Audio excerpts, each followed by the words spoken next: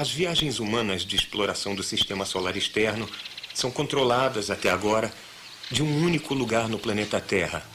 O Laboratório de Propulsão a Jato da Administração Nacional de Aeronáutica e Espaço, a NASA, em Pasadena, Califórnia.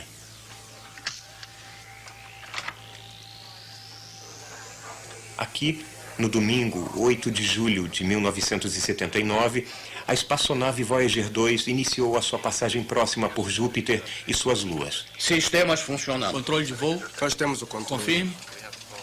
Temos o controle. Sistemas normais. Sistemas gerais de ciência. Pronto para checagem de posição?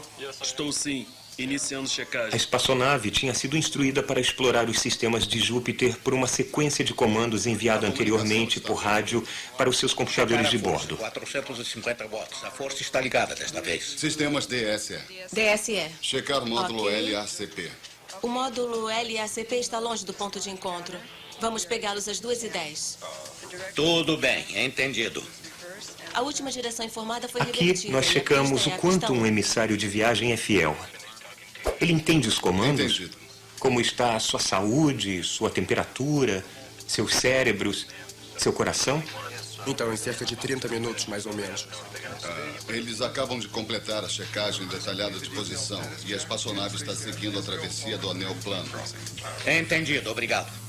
As naves modernas que viajam para os planetas não são tripuladas. Elas são robôs lindamente construídos, semi-inteligentes. Os olhos da Voyager são duas câmeras de televisão projetadas para tirar dezenas de milhares de fotos no sistema solar externo. Junto com outros instrumentos, elas estão montadas em uma plataforma de exploração que aponta para os planetas que passam. Os cérebros da Voyager são um conjunto de 3 computadores integrados montados nas naves. Eles se comunicam com a Terra através de uma grande antena de rádio montada como uma vela. A Voyager leva uma mensagem para qualquer civilização alienígena que um dia possa encontrar no espaço interestelar. Seus respiradouros abrem e fecham para ajudar a controlar a temperatura a bordo.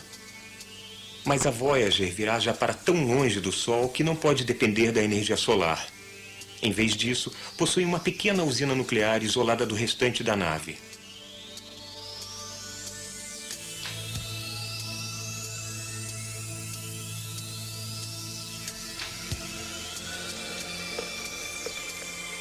Muitas coisas podem dar errado nessas missões pioneiras.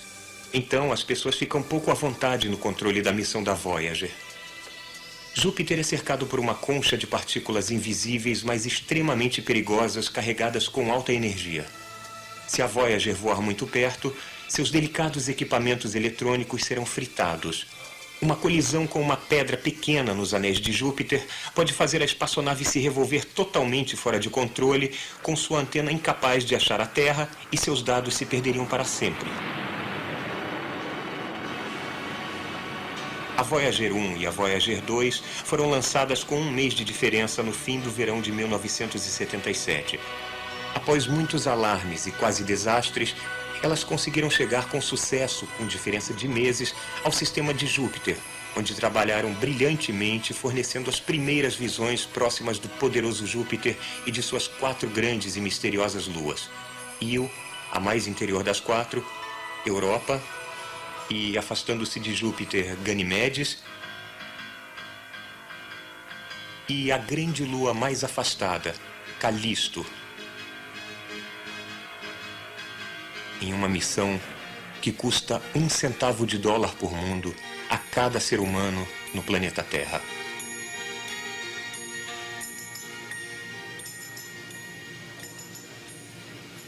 A passagem da Voyager por Júpiter a acelerou em direção a um encontro próximo com o planeta Saturno. A gravidade de Saturno vai impeli-la para Urano e neste jogo de bilhar cósmico, depois de Urano, ela vai ser arremessada, passar por Netuno, deixando o sistema solar e virando uma nave espacial interestelar destinada a vagar para sempre pelo grande oceano entre as estrelas. E se a Voyager, em algum tempo em seu futuro distante, encontrar seres de outra civilização no espaço, ela leva uma mensagem. Um disco de fonógrafo dourado, delicado, com instruções de uso. E nesse disco está uma amostra de fotos, sons, saudações e 1h30 de música primorosa, os maiores sucessos da Terra.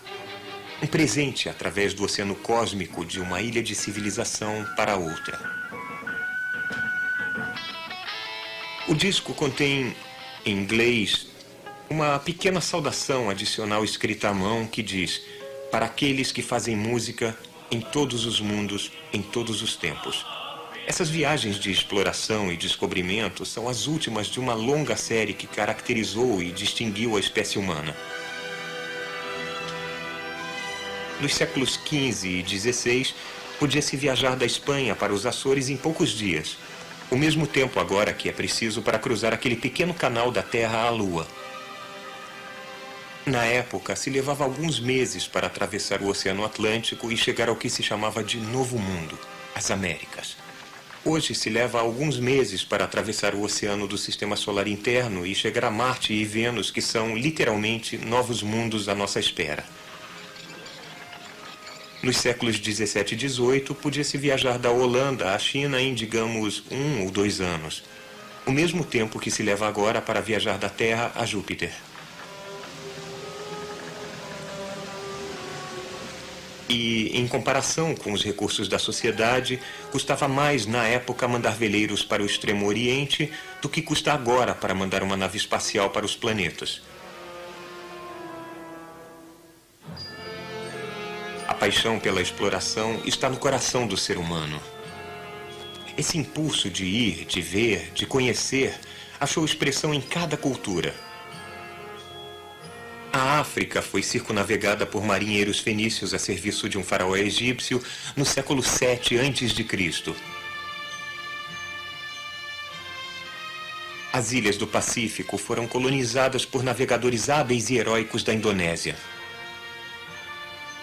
Grandes frotas de juncos oceânicos zarparam dos portos da dinastia Ming para explorar a Índia e a África. Um século mais tarde, 3 navios partiram da Espanha sob o comando de um navegador italiano para descobrir as Américas. E depois, uma expedição portuguesa conseguiu dar a volta completa neste globo azul.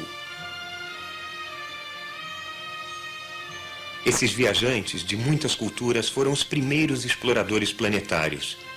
Eles uniram a Terra em um único mundo. Em nossas explorações de outros mundos, nós seguimos os seus passos. Nossas espaçonaves atuais são precursoras, à vanguarda das futuras expedições humanas aos planetas. Nós já viajamos por aqui antes e há muito a ser aprendido ao estudar as grandes viagens de alguns séculos atrás.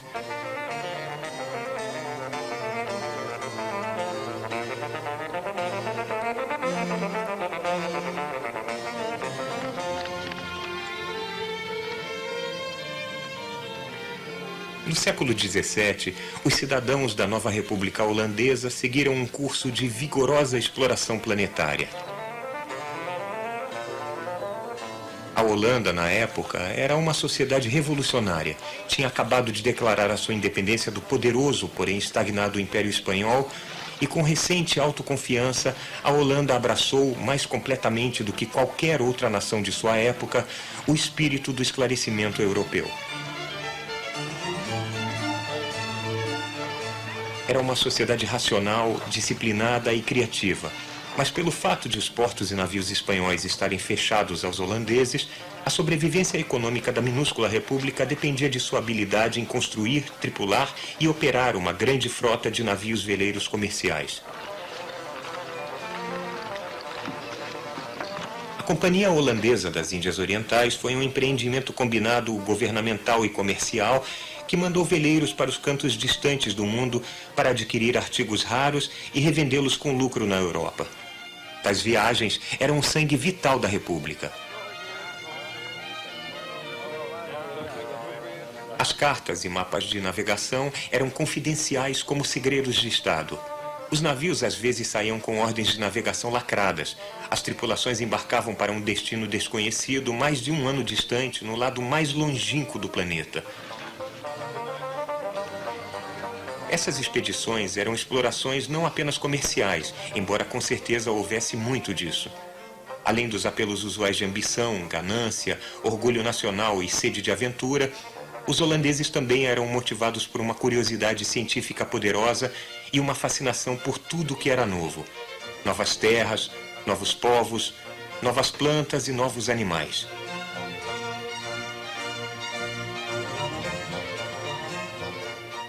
Este prédio, na época a Prefeitura de Amsterdã, ainda atesta a firme autoconfiança de seus arquitetos do século XVII. Seus generosos adornos de cristal ainda refletem o orgulho resplandecente que eles sentiam por suas conquistas e sua prosperidade. Eles usaram cargas e mais cargas de navios de mármore para construir isto aqui. Constantine Huygens, poeta e diplomata da época, disse que esta prefeitura disseminava o que ele chamava de olhar e esqualidez góticos. A Idade Média havia terminado. Começara o Iluminismo. Lá em cima, como se vê, está Atlas, apoiando os céus nos ombros, e embaixo está Justiça, com uma espada e pratos de balança de ouro, ladeados por morte e punição. E quem é que a Justiça está pisoteando? Ora, são avareza e inveja, as deusas dos mercadores. Os holandeses sabiam que a perseguição desenfreada do lucro era uma ameaça séria à alma da nação. Um símbolo menos alegórico está aqui embaixo, no chão. É um grande mapa marchetado indo do oeste da África até o Oceano Pacífico. O mundo inteiro era, na época, a área da Holanda. Em um ano típico, muitos navios veleiros navegavam metade do mundo até o Extremo Oriente em viagens de exploração e descobrimento, de comércio, jornadas que levavam anos para serem cumpridas, descendo pela costa oeste da África, pelo que eles chamavam de Mar Etíope, margeando a costa sul da África, através do Estreito de Madagascar e passando pela ponta sul da Índia até as Ilhas Molucas e a atual Indonésia.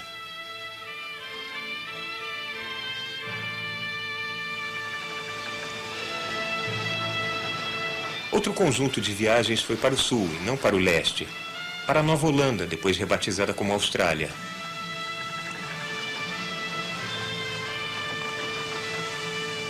E ainda outras jornadas aventuraram-se através do Estreito de Malaca até o Império da China. Mas a Holanda era um país pequeno, forçado a viver de expedientes. Havia um forte elemento pacifista em sua política externa. Jamais, antes ou depois, a Holanda gabou-se de tal imensa galáxia de cientistas, matemáticos, filósofos e artistas. Rembrandt e Vermeer. Pelo fato da Holanda ser tolerante com opiniões não ortodoxas, ela era um refúgio para os intelectuais que fugiam do controle mental e da censura de outras partes da Europa, tanto quanto os Estados Unidos beneficiaram-se enormemente nos anos 30 do êxodo de intelectuais da Europa dominada pelos nazistas. E foi assim que a Europa do século XVII foi o lar do grande filósofo judeu Spinoza, que Einstein admirava tanto, de René Descartes, uma figura central na história da filosofia e da matemática, e lar de um cientista político chamado John Locke, que teria uma influência poderosa e profunda em um grupo de revolucionários com inclinação filosófica chamados Paine, Hamilton, Adams, Franklin e Jefferson. A Universidade Holandesa de Leiden ofereceu o cargo de professor a um cientista italiano chamado Galileu, que tinha sido forçado pela Igreja Católica, sob ameaça de tortura, a desdizer a posição herege de que a Terra girava em volta do Sol, e não vice-versa. Galileu tinha laços estreitos com a Holanda. Seu primeiro telescópio astronômico era baseado em um óculo de alcance de fabricação holandesa. E com ele, Galileu descobriu as crateras da Lua, as fases de Vênus e as 4 grandes luas de Júpiter. Virar uma força exploratória também fez da Holanda um centro intelectual e cultural. O desenvolvimento da tecnologia de navios veleiros estimulou a tecnologia em geral. O problema-chave para a navegação no mar era a determinação da longitude. A latitude podia ser determinada facilmente. Quanto mais ao sul você estivesse, mais constelações veria. Mas a longitude requeria uma marcação precisa do tempo. Um relógio de bordo preciso continuaria a marcar a hora do seu porto de partida. As estrelas que nasciam e se punham dariam a hora local, e a diferença entre as duas diria a distância percorrida para leste ou oeste. O avanço tecnológico requeria a busca mais livre possível do conhecimento. Então, a Holanda tornou-se a principal editora e vendedora de livros da Europa, traduzindo obras escritas em outras línguas e publicando livros que tinham sido censurados em outros lugares. As aventuras até terras exóticas e os encontros com sociedades estranhas abalaram a complacência, desafiaram a sabedoria prevalecente e mostraram que as ideias que vinham sendo aceitas há milhares de anos poderiam estar fundamentalmente erradas.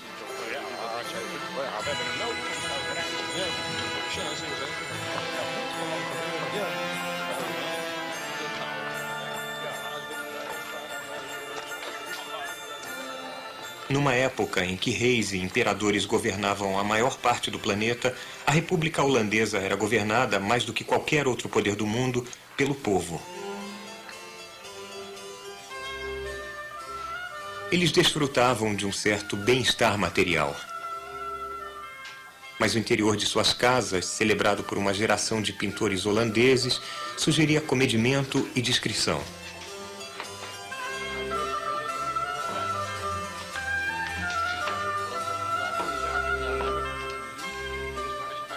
Os oficiais desses navios de exploração e comércio voltavam de suas longas viagens, dividiam os bens que haviam adquirido e discutiam as maravilhas que tinham encontrado.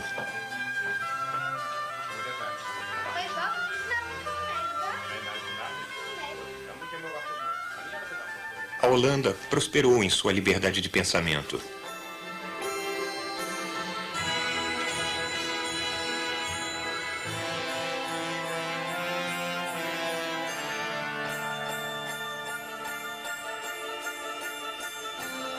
Na Itália, Galileu tinha anunciado outros mundos. Giordano Bruno tinha especulado sobre vida inteligente em outras partes. Por isso, eles sofreram brutalmente.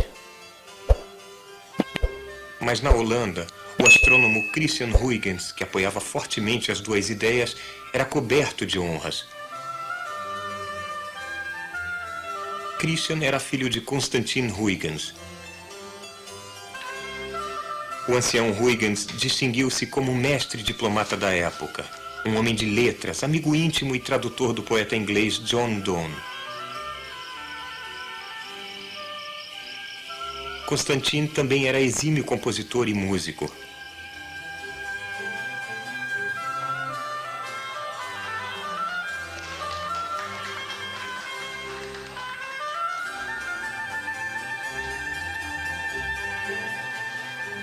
Foi Constantin quem descobrira um jovem pintor chamado Rembrandt van Rijn, em cujos vários trabalhos ele aparece subsequentemente. Ele abriu as portas de sua casa para artistas, músicos, escritores, políticos e cientistas. Um banquete de mercadorias e ideias do mundo inteiro os aguardava. O filósofo Descartes, que o visitava aqui, disse de Constantin Huygens: "Eu não conseguia acreditar que uma única mente poderia ocupar-se com tantas coisas e conduzir-se tão bem em todas elas." Ele destacou-se até na arte da paternidade. Era um pai terno e carinhoso. Seu filho, Christian, vicejou neste rico ambiente, demonstrando talentos extraordinários para línguas, desenho, lei, ciência, engenharia, matemática e música. O mundo é meu país, disse ele. A ciência, minha religião.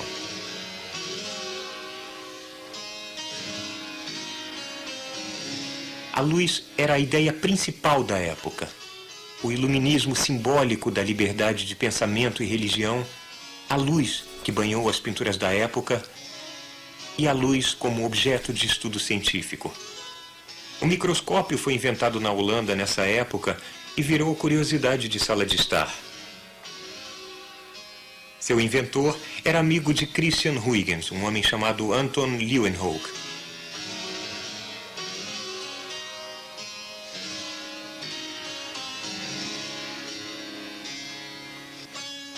Os primeiros microscópios foram desenvolvidos de lentes de aumento usadas por vendedores de tecidos para examinar a qualidade da mercadoria.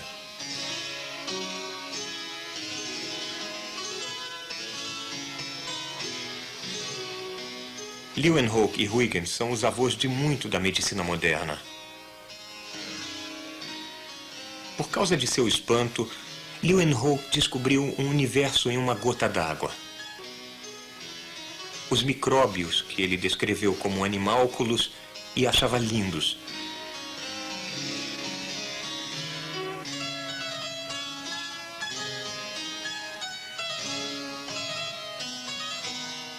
Leeuwenhoek e Huygens estavam entre as primeiras pessoas a ver células de espermatozoides humanos, um microcosmo oculto até este ponto do ciclo de vida humano.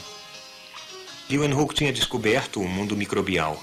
Huygens tinha argumentado por suas observações telescópicas que Marte era um outro mundo e provavelmente era habitado.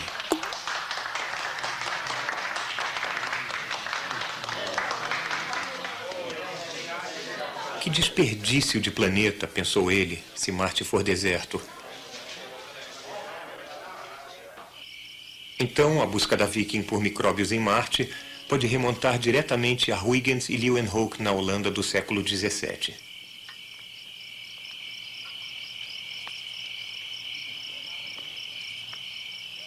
O telescópio e o microscópio desenvolvidos aqui representam uma extensão da visão humana aos reinos do muito pequeno e do muito grande.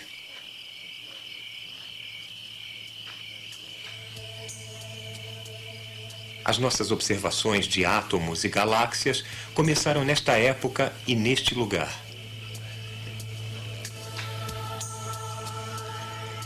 Com a deflexão da luz através de uma lente, Huygens avançou a ideia de que a luz era um tipo de onda.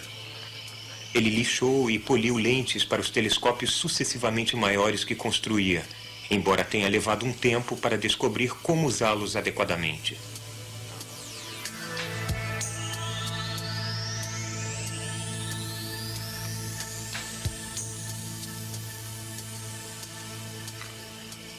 Huygens foi a primeira pessoa a ver um aspecto da superfície no planeta Marte. Foi a primeira pessoa a especular que Vênus era totalmente coberto de nuvens. Foi a primeira pessoa a entender a natureza dos anéis de Saturno. Saturno é cercado, escreveu ele, por um fino anel achatado que em ponto algum toca o corpo do planeta.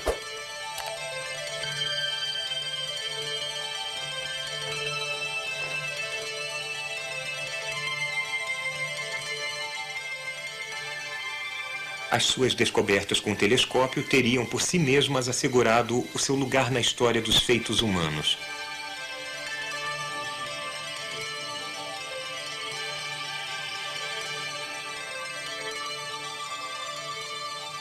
Huygens foi o descobridor de Titã, a maior lua de Saturno e, como agora sabemos, a maior lua do Sistema Solar.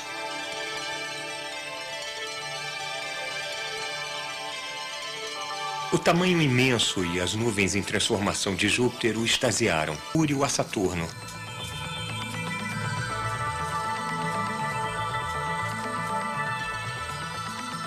Nas máquinas que projetava, ele assinava: Christian Huygens, inventor. Ele ficou encantado pelo sistema de Copérnico ter sido amplamente aceito no dia a dia da vida na Holanda e reconhecido por todos os astrônomos, exceto os que ele escreveu que eram um tanto lerdos ou estavam sob as superstições impostas simplesmente por autoridades humanas. Através do mar do espaço, as estrelas são outros sóis. Um ponto que Huygens estimou perfeitamente bem. Ele argumentou que se o nosso sistema planetário envolvia o Sol e planetas girando em torno dele, que aqueles outros sóis deviam igualmente ter um séquito de planetas girando à sua volta e também que muitos dos outros planetas eram habitados. Ele expôs estas conclusões em um livro notável que levou o título triunfante de Os Mundos Celestiais Descobertos. O subtítulo é Conjecturas referentes aos habitantes, plantas e produções dos mundos nos planetas. Ele escreveu este livro pouco tempo antes de sua morte, no ano de 1690, neste gabinete.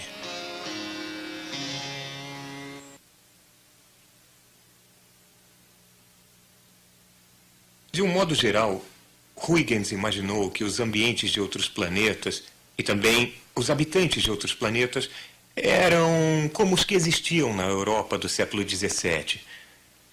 Eu fico pensando se ele imaginou viajar para esses outros mundos, os quais ele foi o primeiro a examinar de perto através do telescópio. Talvez ele tenha sonhado que as viagens de descobrimento aos planetas seriam um dia como as viagens de descobrimento geográfico de seu tempo e lugar. Ele imaginou dos seres extraterrestres que seus corpos inteiros e cada parte deles poderiam ser bem distintos e diferentes dos nossos.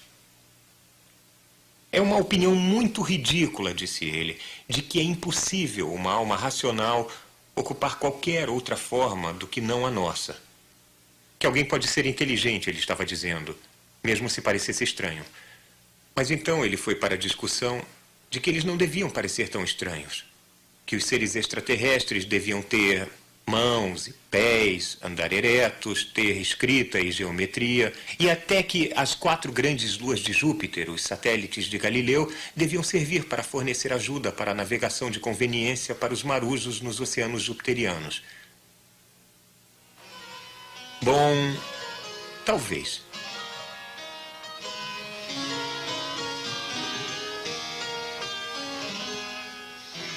Essa parte da especulação provavelmente está errada.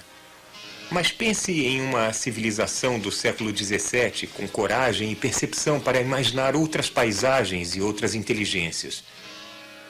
Pode realmente haver marujos em 1 milhão de outros mundos? Em seu livro, Huygens escreveu: que plano maravilhoso e espantoso temos aqui da magnífica vastidão do universo. Tantos sóis, tantas terras, e cada um deles povoado por tantos animais, adornado por tantos mares. O quanto nosso assombro e a nossa admiração aumentarão quando considerarmos a distância prodigiosa e a multidão de estrelas.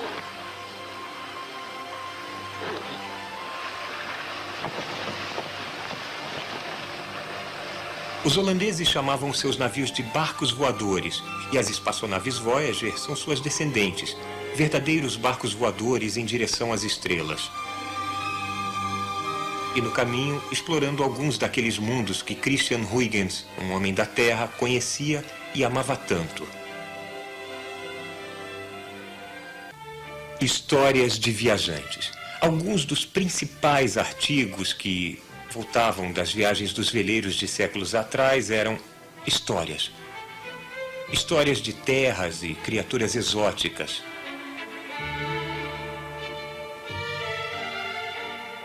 Elas evocavam um senso de admiração e estimulavam outras explorações. Essas histórias de mundos estranhos permitiram que alguns europeus se vissem de um novo jeito. Havia relatos de povos sem cabeça, povos sem pés, povos ciclopes. Agora, os holandeses traziam de volta histórias fantásticas de caçadores gigantes, pássaros raros, rinocerontes, leopardos e outras criaturas. As viagens modernas também traziam de volta histórias de viajantes. Histórias de um mundo estilhaçado como uma esfera de cristal. Um lugar onde o chão é coberto com o que parece uma rede de teias de aranhas gigantes.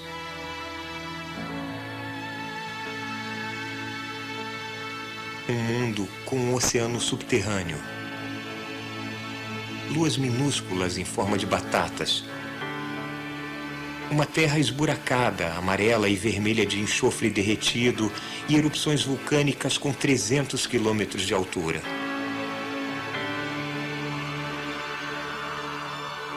E um lugar chamado Júpiter, tão grande que nele caberiam 1000 planetas Terra.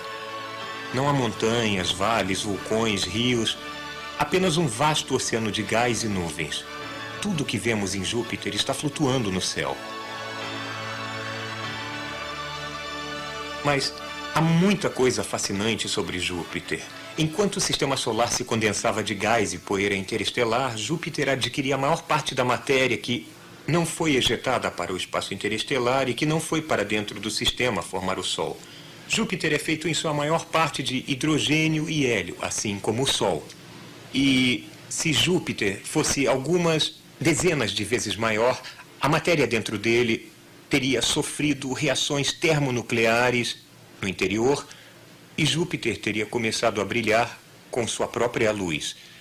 Júpiter é uma estrela que falhou. Se tivesse virado uma estrela, nós viveríamos em um sistema estelar duplo com 2 sóis em nosso céu e as noites viriam mais raramente.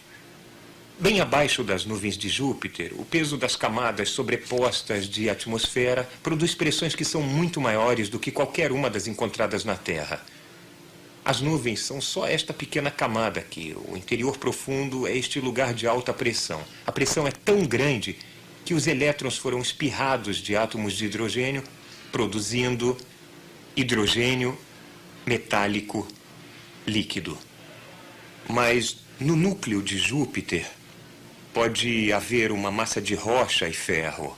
Um mundo gigante, parecido com a Terra, embaixo de pressões assombrosas, escondidas para sempre no centro do maior planeta.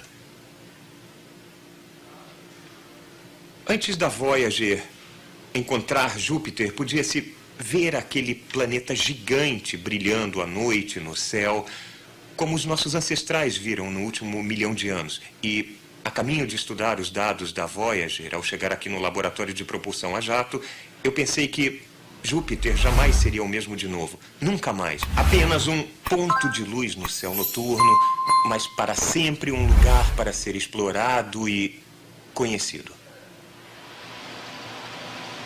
Ver as primeiras imagens próximas de um mundo nunca visto antes. Este momento é uma das maiores alegrias na vida de um cientista planetário. Nas primeiras horas da manhã de 9 de julho de 1979, nos monitores de televisão em tempo real, no laboratório de propulsão a jato, nós começamos a aprender sobre um mundo chamado Europa. Estes são os exploradores modernos. Homens e mulheres treinados em astronomia, física, geologia ou engenharia. Muitos deles devotaram de 5 a 8 anos a esta única missão. O modelo para a Europa diz que se você começa com líquido, provavelmente poderá bombear energia suficiente para mantê-lo líquido. Mas aquela coisa disse que para ter calor suficiente lá, nós temos que começar o aquecimento antes da Europa esfriar. Eu ainda não compreendi bem, Gene. Que elevação das temperaturas seria essa? Rio e Europa, Sei. já são 2, um par. E vamos checar esse Sei. par. Não se pode olhar a Eu vou superfície de um mostrar como mundo é que tão se diferente faz. do nosso sem imaginar como os dois foram Que feitos. você o gire um pouquinho. A Voyager nos presenteou com 6 novos mundos apenas no sistema de Júpiter. Quanto mais se aprende sobre outros mundos, melhor compreendemos o nosso próprio. Nós especulamos, criticamos, discutimos, calculamos, refletimos e nos admiramos. Voltamos repetidas vezes aos dados assombrosos e lentamente começamos a entender.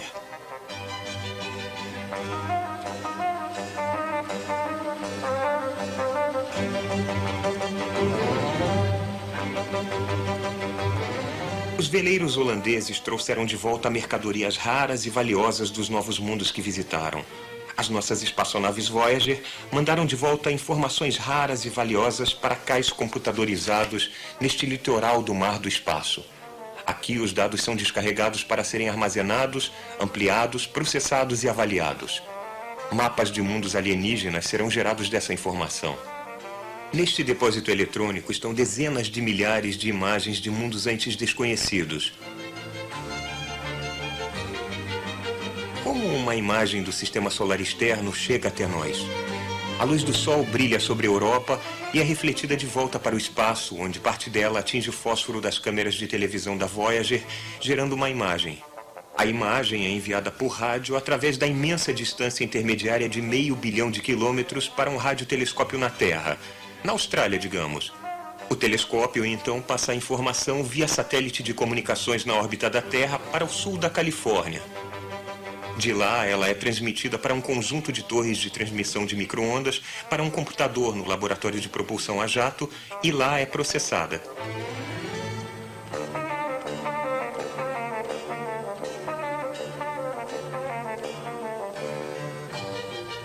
A imagem é fundamentalmente como uma radiofoto de jornal, feita de talvez 1 milhão de pontos individuais de tons diferentes de cinza, tão finos e unidos que a certa distância os pontos constituintes são invisíveis. Nós vemos apenas seu efeito cumulativo. A informação da espaçonave especifica o brilho ou a sombra que cada ponto deve ter. Depois de processados, os pontos são então armazenados em um disco magnético, assim como um disco fonográfico. Até este dia já havia 11.000 imagens da Voyager 2 em nossa biblioteca eletrônica.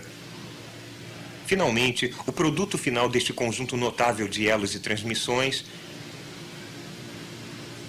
é um formato impresso que sai desta máquina, mostrando, neste caso, as maravilhas de Europa que foram registradas pela primeira vez na história da humanidade hoje. Isto é absolutamente assombroso. Vejam, a Voyager 1 tirou fotos muito boas de outras 3 grandes luas, os satélites galileus de Júpiter, mas não de Europa. Ficou para a Voyager 2 hoje tirar as primeiras fotos de perto de Europa, onde vemos coisas que têm apenas uns poucos quilômetros de um lado ao outro. E à primeira vista não se parece nada com a rede de canais de Marte que Percival Lowell imaginou existir naquele planeta. Vemos uma incrível e intrincada rede de cruzamentos, linhas retas e curvas. São sulcos em linha reta? São canais? Haveria ligação com as placas tectônicas da Terra? Como ela ilumina os outros satélites do sistema jupiteriano? Neste momento, a louvada tecnologia produziu uma coisa assombrosa, mas resta as limitações e a inteligência de outro dispositivo, o cérebro humano, compreendê-la. Felizmente, temos muitas fotos para ajudar-nos. E a ideia do Gene, de geysers nos canais? Geysers nos canais? Bem, é preciso um mecanismo para impulsioná-los e ainda Larry não temos Soderblom, evidência da equipe de alguma imagens disso. da Voyager. Propus uma ideia doida há alguns meses de que poderíamos ter um tipo de modelo de garrafa de champanhe. E aí a crosta seria selada e teríamos líquido por baixo dessa crosta sólida. A questão é que então teríamos o tipo de condição para uma efervescência explosiva. Isso Lonnie poderia Lane, acontecer cientista se encarregado do mantivéssemos projeto. uma área maior. Eu achei que haveria uma resolução em algumas dessas fotos. Na verdade, não se vê alguma coisa que se espalhe lateralmente. Você está com aquela de alta resolução? Estava por Está aqui. aqui. É onde captamos Aqui. o relevo. E se vamos ver, coisas que podemos reconhecer, como esta área mais... Semanas após recebermos as fotos de Europa, Como se ainda tivéssemos estamos debatendo o chegado que a- havia E nelas. tem outra coisa. Olha, esta pequena plataforma aqui, nós chegamos quase ao limite de resolução exigido para vermos as crateras. As crateras que durariam indefinidamente em uma crosta tão fina.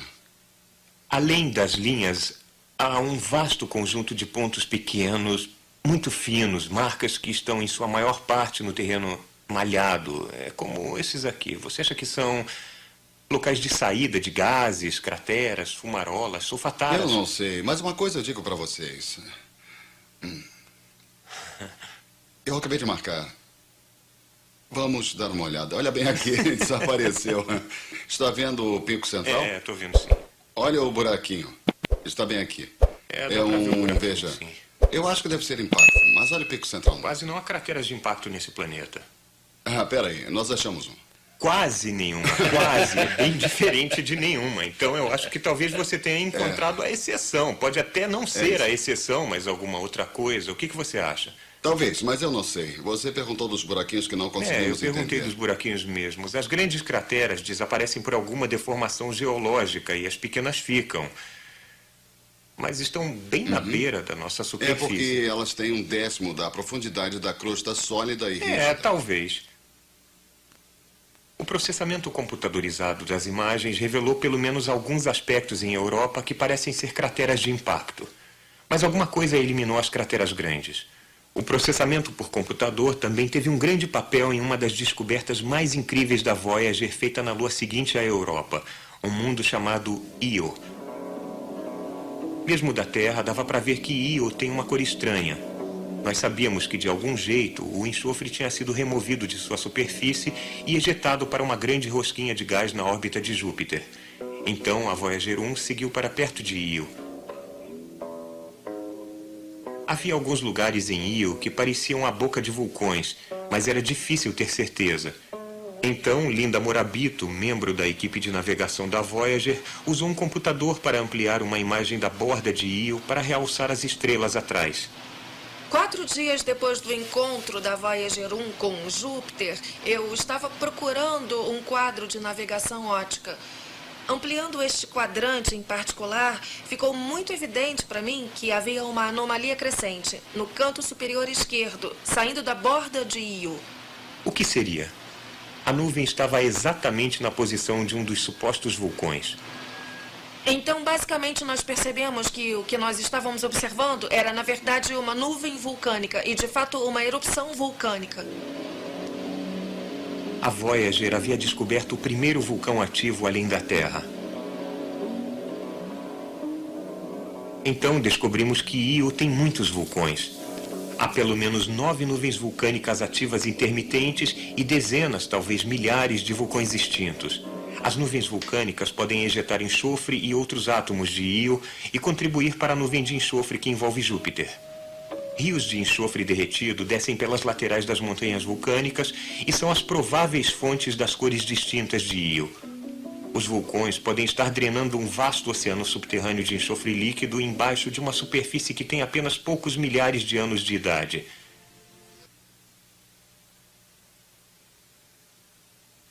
Até agora, em nossas viagens ao sistema solar externo, nós, humanos, ficamos em casa e enviamos nossos robôs e computadores para explorarem nosso lugar. Um dia, talvez, nós mesmos iremos.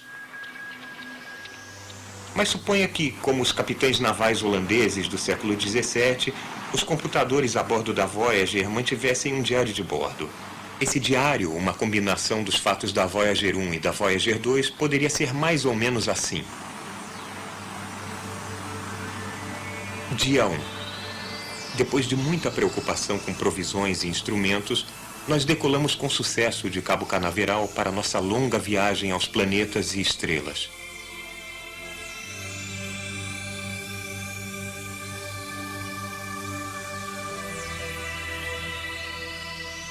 Dia 13. Tiramos as primeiras fotografias da Terra e da Lua como mundos juntos no espaço. Um belo par. Dia 170. Um problema na disposição do suporte de carga que sustenta a plataforma de sondagem científica. Se o problema não for resolvido, não conseguiremos tirar a maior parte das fotos. Dia 207. Problema do suporte de carga resolvido, mas há uma falha no transmissor principal de rádio. Se o transmissor de reserva também falhar, ninguém na Terra jamais terá notícias nossas de novo. Dia 215. Nós ultrapassamos a órbita de Marte e entramos no cinturão de asteroides. Dia 570. Agora podemos conseguir mais detalhes de Júpiter do que os maiores telescópios da Terra já conseguiram.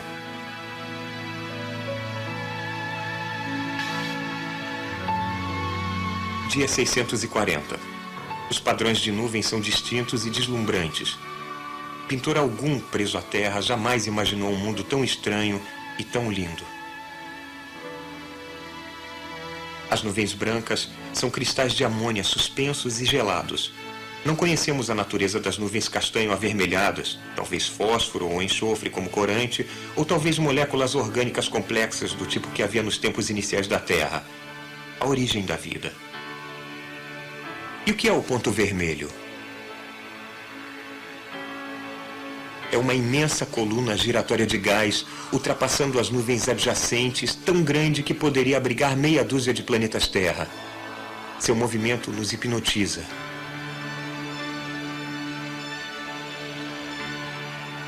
Então, pense que o ponto vermelho é uma grande tempestade giratória com 1 milhão de anos.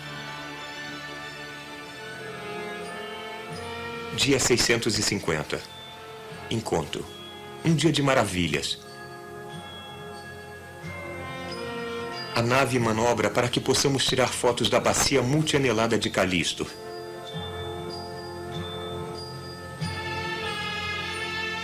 Imagens da surpreendente superfície riscada de Ganimedes.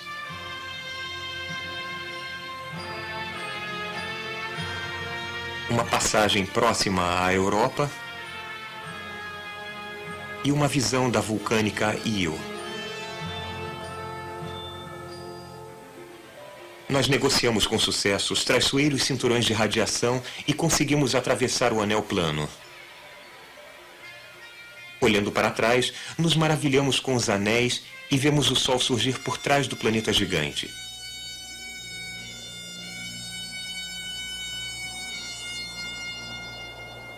Estamos saindo em nossa missão para explorar o sistema solar externo. Daqui a 10 mil anos, a Voyager vai mergulhar a caminho das estrelas. Nós construímos as naves que cruzam o mar do espaço.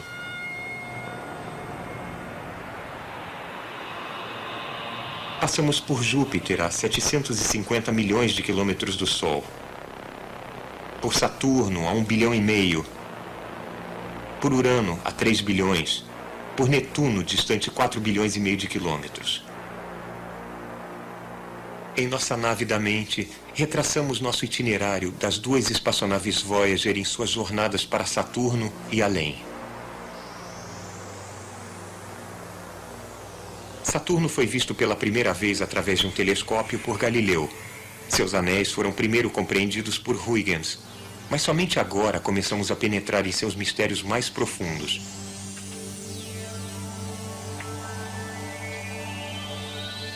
Saturno é o segundo maior planeta do Sistema Solar.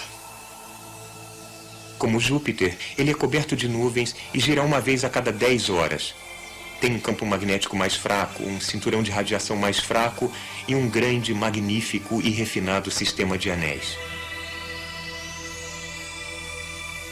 Os anéis são compostos de bilhões de luas minúsculas, cada uma girando em sua própria órbita de Saturno. A maior lacuna entre os anéis se chama divisão Cassini, batizada com o nome do colega de Huygens que a descobriu. Há muitas outras lacunas, cada uma produzida pelos puxões gravitacionais periódicos de uma das luas externas maiores.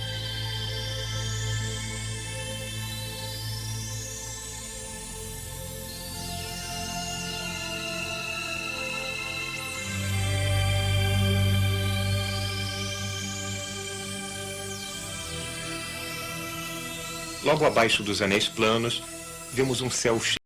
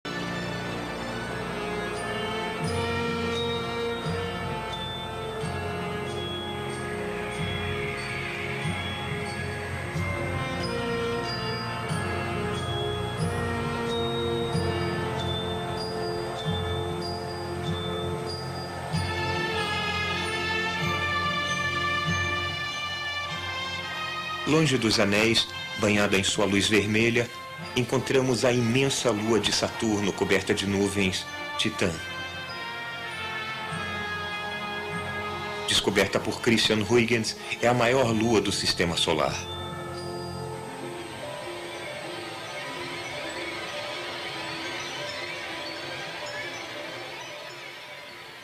Ela tem uma atmosfera mais densa do que a de Marte e uma grossa camada de nuvens vermelhas que provavelmente são compostas de moléculas orgânicas complexas produzidas por luz solar ultravioleta e outras fontes de energia do ar rico em metano.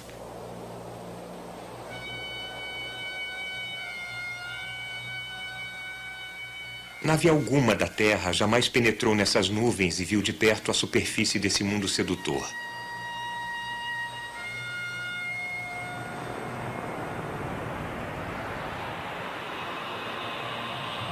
Parece que o solo é coberto, incrustado de moléculas orgânicas chovendo do céu.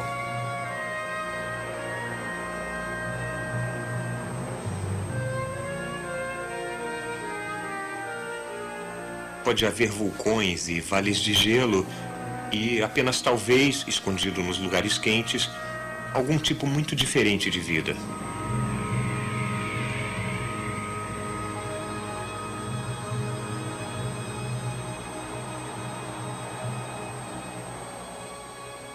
Perto do penhasco de gelo de Titã, através de uma quebra rara nas nuvens de moléculas orgânicas, podemos ver aparecendo, lindo, o planeta anelado Saturno. É uma visão que ainda será apreciada daqui a séculos por nossos descendentes que irão conhecê-lo bem. Assim como conhecemos a Baía de Hudson e o Mar de Barents, a Indonésia, a Austrália e Nova York.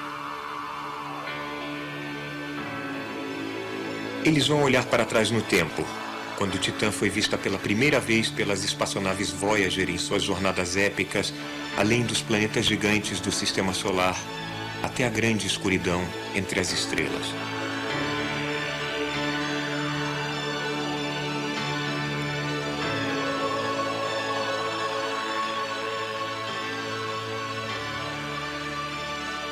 Cosmos, atualização. Desde que a série Cosmo foi exibida pela primeira vez, a espaçonave Voyager explorou os sistemas dos planetas Saturno, Urano e Netuno, e agora passou pelos planetas mais externos a caminho das estrelas.